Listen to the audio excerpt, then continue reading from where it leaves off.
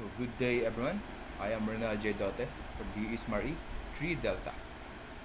I am here to answer the question regarding moral matters. Relativism and absolutism are well-known adversaries. Is morality absolute or relative?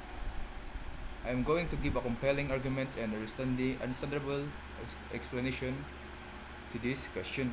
So, the question is morality absolute or relative?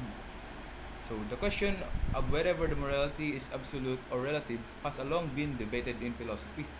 Morality absolutism argues that a certain moral principle are universally true and changing, while moral relativism states that morality depends on culture, context, or individual preference. All true, all true, both perspective offers insights a compelling case be made that morality is ultimately root absolutes even if its application varies across situations and societies. To begin, some moral truths are recognized across cultures throughout history. Actions such as intentionally killing innocent people, torturing children for amusement, or committing theft for selfish gain are consistently judged as moral wrong. Even when societies commit such acts, they often justice them under special circumstances such as religion, war, or necessity. This demonstrates that people acknowledge a deeper standard of right and wrong beyond their personal interest. If morality purely relative, there would be no basis for universal condemnation, such as action, presence, widespread agreement suggests that there are moral principles that transcend culture and time. So, furthermore, moral pure moral relativism leads to troubling contradiction. If moral values are only valid within particular culture or individual boundaries, then no action, no matter how cruel, could be condemned as universally wrong. Under strict relativism, one would have to accept practices such as slavery, genocide, or systematic oppression. If a society permits them, this reasoning would be forced us to say that the action of historical tyrants such as Adolf Hitler were not wrong so long as they align with the values of their society. Yet, nearly all people believe that genocide is morally unacceptable, regardless of culture differences. Therefore, relativism fails to provide a consistent framework for morally judgment. So in addition, the modern concept of universal human rights depends on the belief that every person has inherent dignity and value.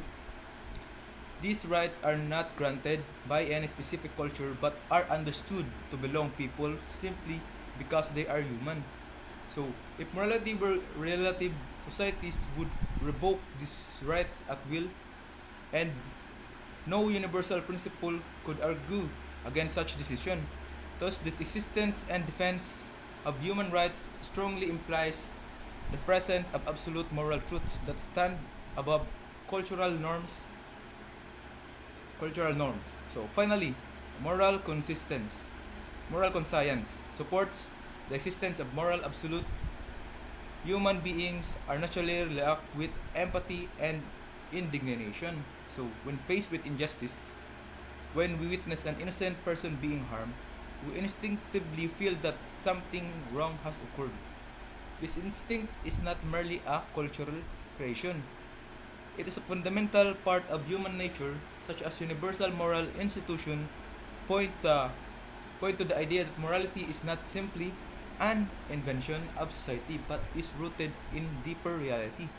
So it is true, however, that the application of moral principle may differ depending on the context. For example, killing is generally wrong, yet self-defense may be morally acceptable. Telling the truth is important, but lying to save a life might be justified. So these examples show that while moral principle may be absolute, their expression can be flexible. So this flexibility does not destroy moral absolute. Rather, it confirms that human must use reason to apply them wisely complex situation.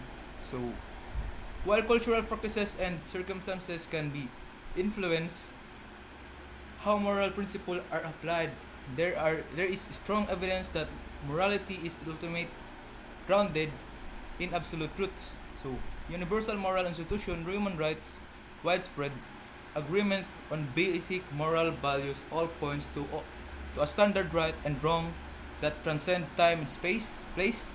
Therefore, morality is best understood and as absolute in foundation, even though its application may vary. So, that's all for the that's all for me today. Thank you.